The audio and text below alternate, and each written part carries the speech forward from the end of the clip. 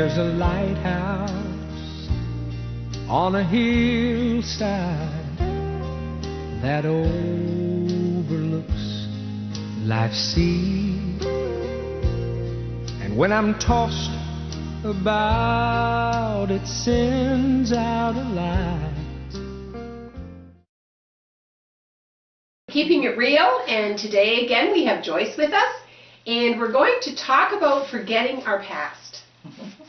Right, Joyce? Yes, we could do that. Yes, because so many people don't do that. That's true. That's true. They might have a terrible past life, and they're letting it rule them right now. Right now, yes. And we're really speaking to those Christians that aren't living the way Jesus wants us to. I know. I was just reading about that this morning, and it was amazing because we live in our past, so the past is controlling us now. Yeah, what a shame, does. isn't Yeah. it? I lived like that for a lot of years. Yeah. I lived where my past controlled that day, or the next day, and it was really awful. And well, I always thought when something bad happened, and this is after I got saved, something bad happened, I thought, oh, God's mad at me. Yeah. Oh my gosh, what did I do wrong? And then you go back in your past and and it's not even so much what you've done, but maybe what someone has done to you. Yes. Because as someone who was abused as a child, we take on the blame. That's true. We blame ourselves. And it's like, wait a minute, this is an adult. If you look at a child, look at another child and say, would you blame them for someone abusing? And you'd say, no. Yeah. Well, you've got to stop blaming yourself.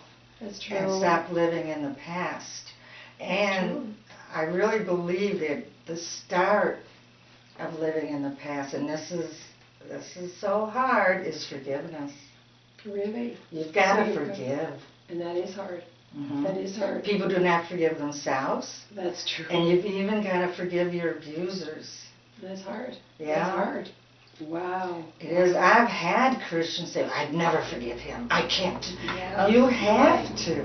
Yes. Read the Our Father in the Bible, but read the passages after that. Yeah. If you don't forgive someone, you can't be forgiven yourself. That's true. That's so true. And it's, that forgiveness is key.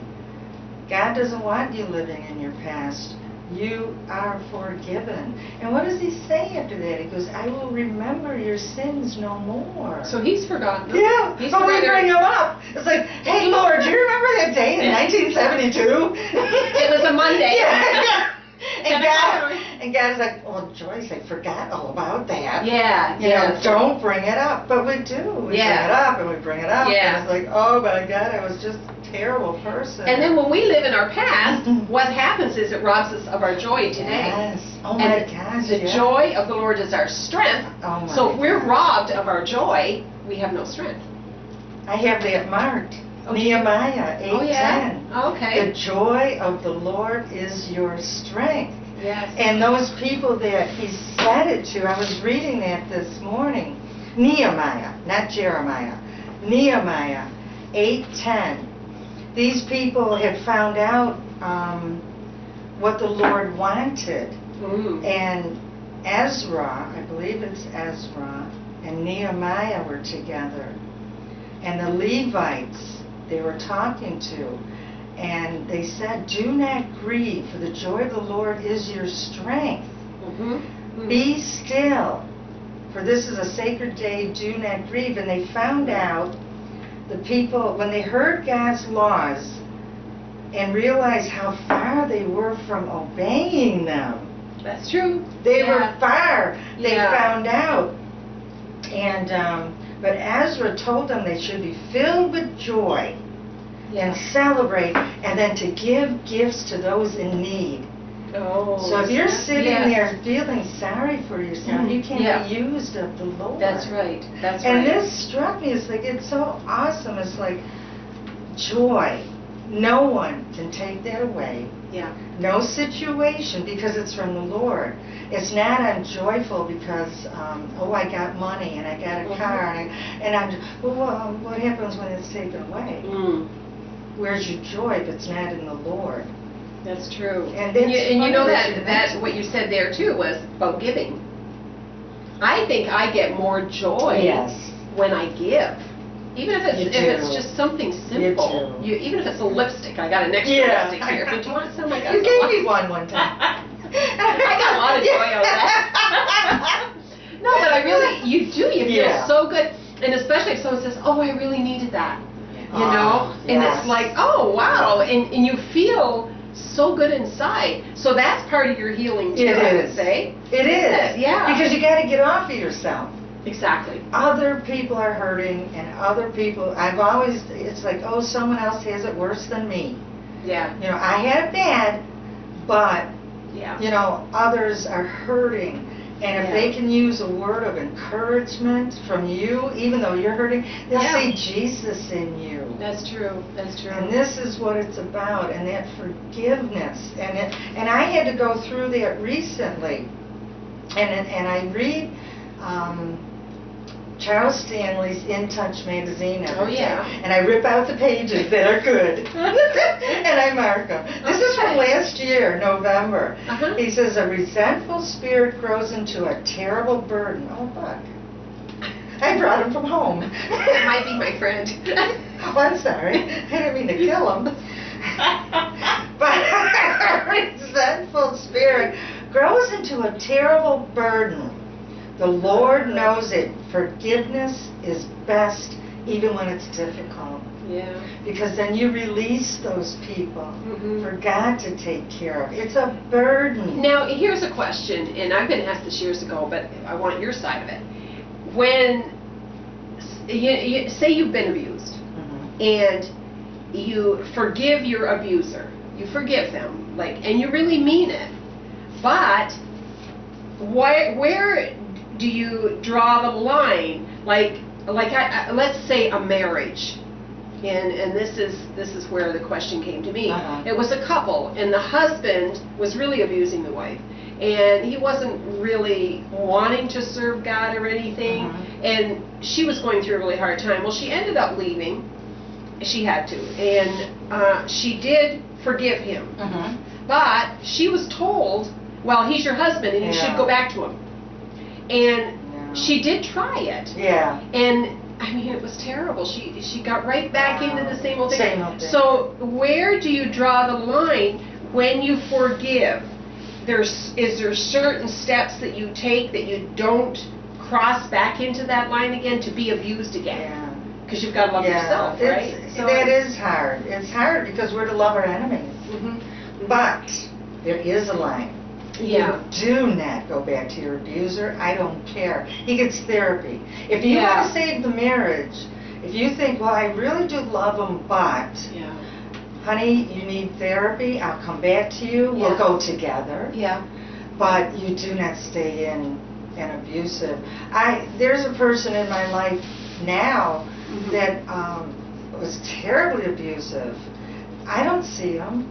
I don't have to. And the times I do see him, I'm very nice to him. I hug him. I love him. I've forgiven him. But I don't have to see him. Don't have to put yourself back into that. No. I know. And where it is a husband, if he doesn't want help, if he thinks he doesn't need help, you don't go. Nobody does. That's true. And that's for children with parents. We are to honor our mother and father, but you don't stay if you're an adult. You don't stay in that. And keeping, the God doesn't want that. No. He doesn't. He wants us whole, and marriage is sacred, and if he or she, because men are being abused today too. Exactly. And, you know, you read in Scripture where it says to love your spouse as yourself. Well, they don't love themselves. No. They can't. That's true. They can't. I remember years ago I rented to this couple, very nice couple, and they lived upstairs. And here one night I hear bang, boom, slap. Honestly, Joyce, and I didn't know what to do, and I wasn't living right myself. I was living with somebody. Yeah. And so I said to him, I said, go and stop that. She's getting beat up. Yeah. You know, I was really upset. Yeah. He says, leave them alone. Don't get involved. Well, you know me, I can't help you get involved. So I went over and I got to the bottom of, and they were renting from me anyway, so I felt I had the right.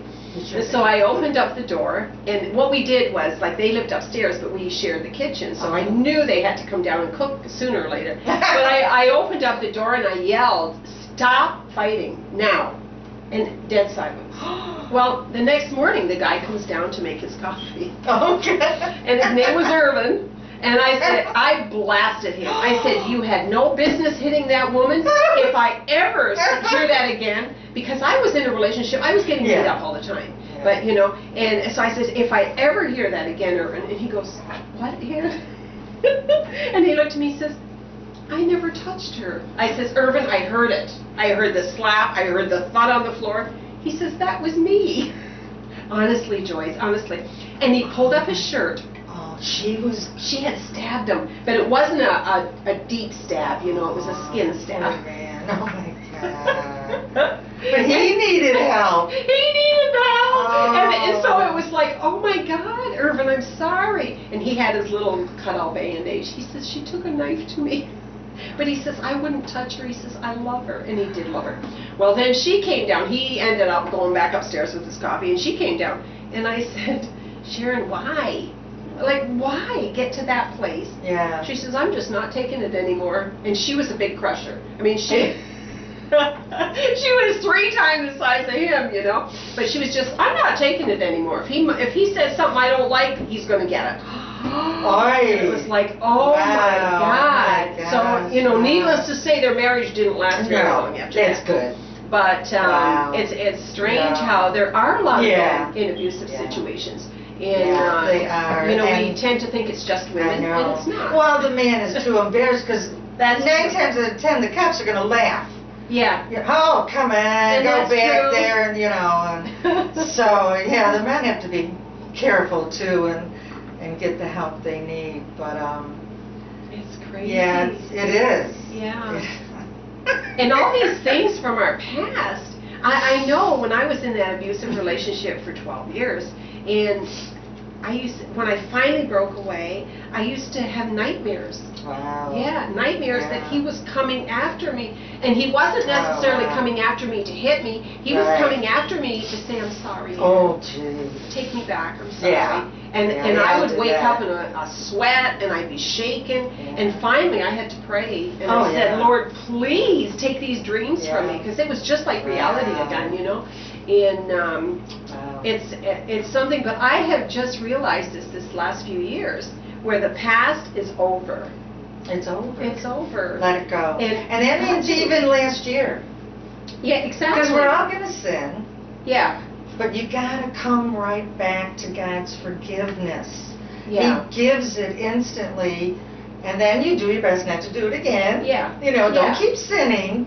But, because I just had that argument with someone. Well, we all sin. Well, I know that. Yeah. But you don't continue. You don't say, well, I got forgiven, so I'm going to go do Right. Yeah. Right. Yeah. That you don't do that. It's like these so-called Christian people who live together. Yes. No. You're living in sin. God can't honor that.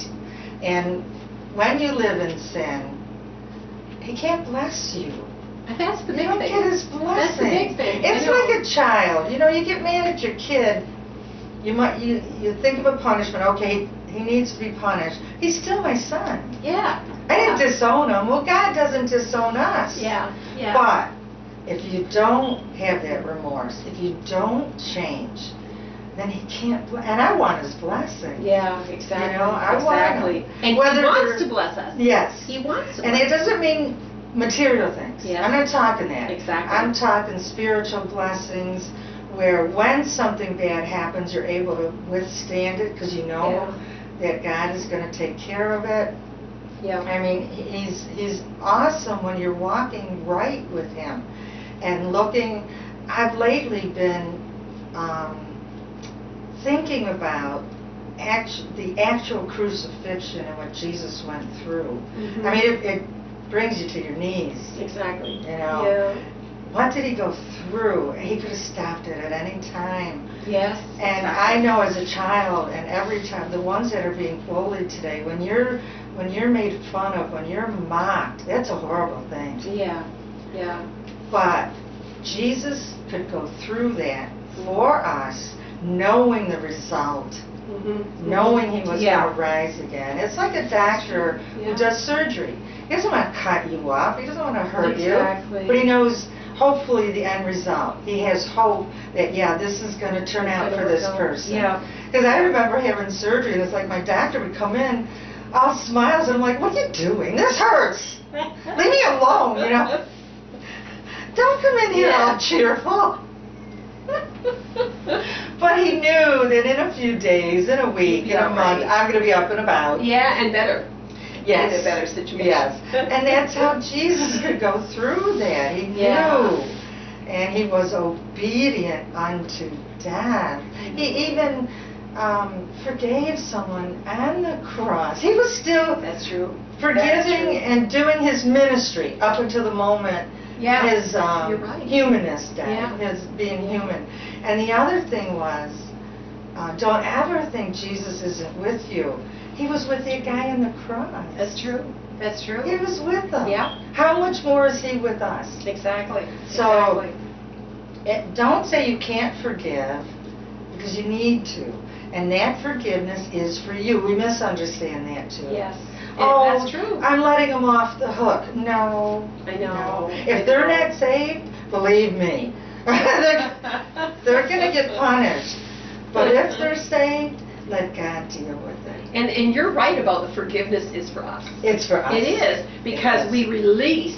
When we say, I do forgive them, even though we don't feel like it. I know I've been in situations where I didn't feel like forgiving this person. But I prayed and I said, Lord, I do forgive them, and you give me the power to forgive them. And you find that releases in you that bitterness.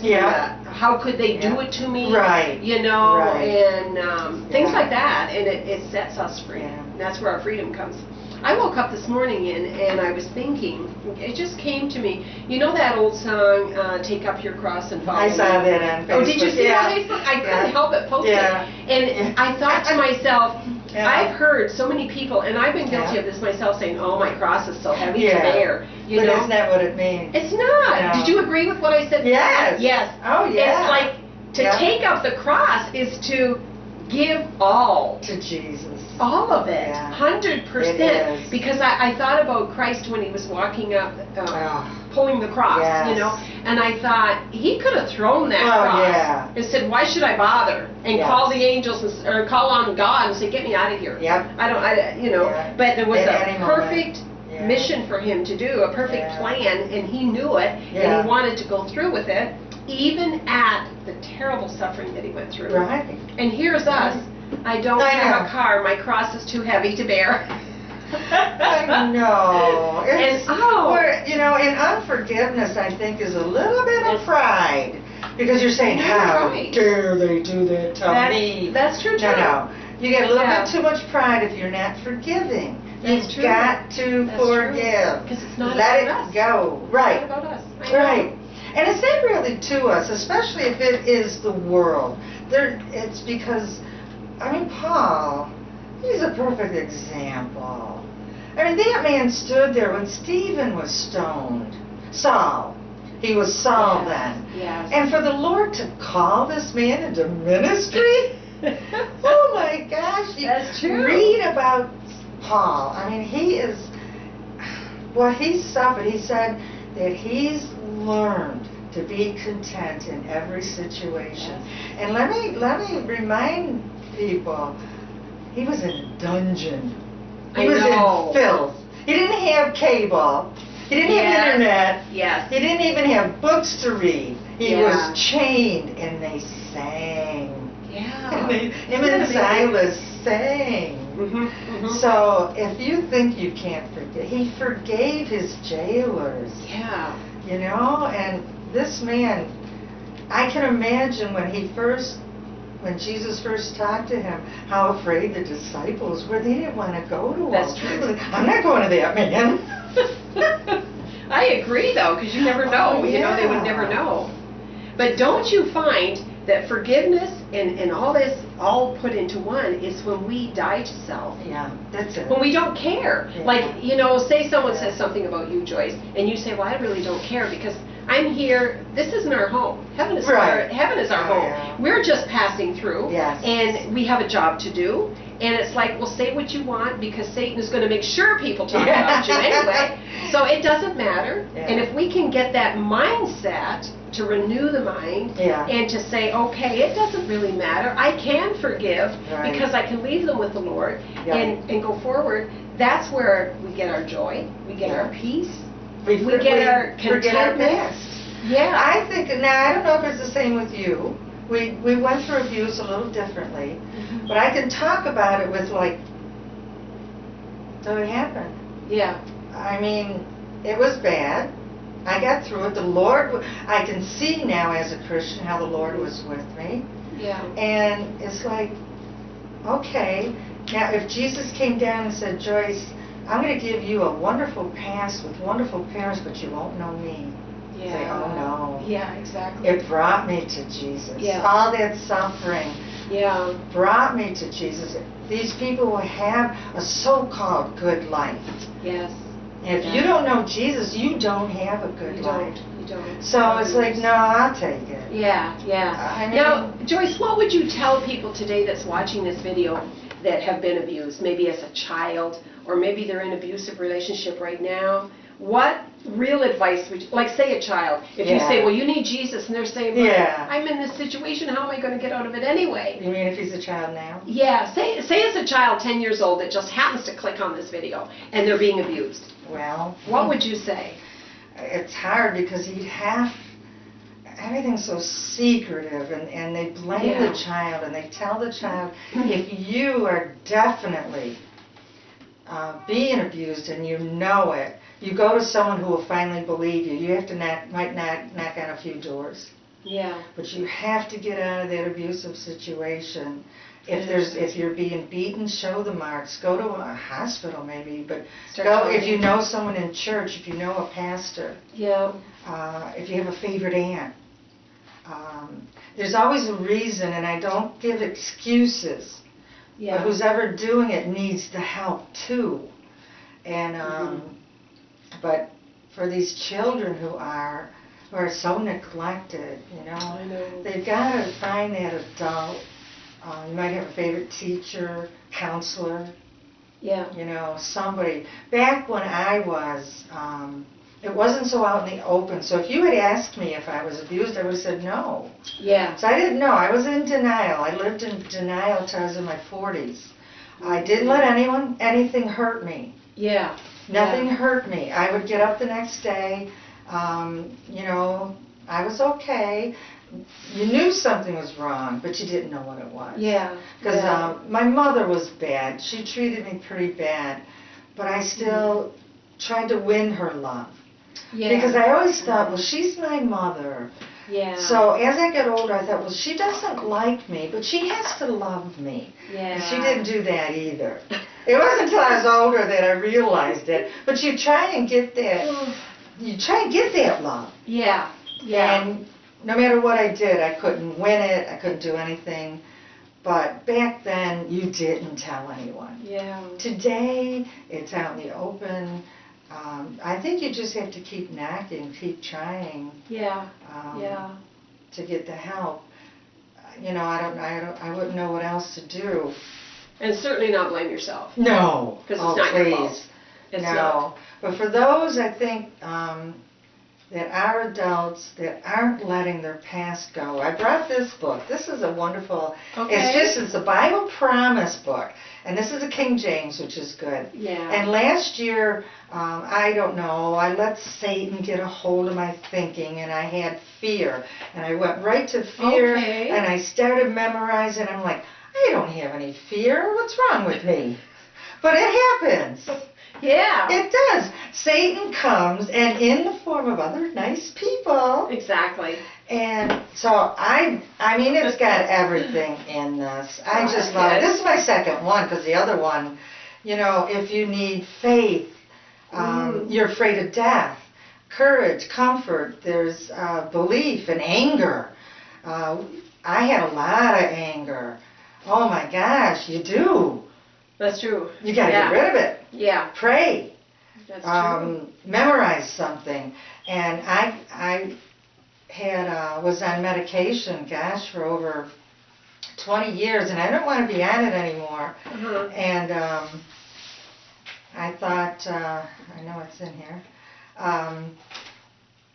And you don't do this without a doctor. If you're on medication, I do not recommend just stopping it. Yeah, exactly. But I had weaned myself off it and started praying I think 2 Peter 1:7, where the Lord did not give us the spirit of fear, but of love and power and a sound mind. Yes. And I prayed that over and over. Yeah. And it worked. Yeah. And when I find myself slipping, I go, nope, nope. Yeah.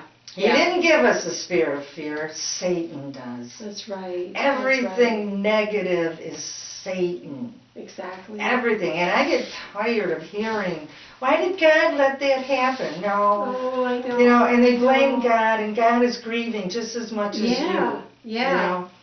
So don't blame God, blame Satan, and then go to God, because He will heal every wound that you ever had and will have again. That's true. That's so true. That's, you know, that's the only way you can live. Yeah, that's true. You know. That's true. Well, we hope that you have learned something today. We hope you've enjoyed our talk. And if you have any problems or any concerns, please contact us. We will have an email at the end of this and our website, and you can talk to Joyce or me, and we will pray with you. We also have a prayer group, and we're here to help in any area of your life. So have a wonderful day, and may God richly, richly bless you. Praise God.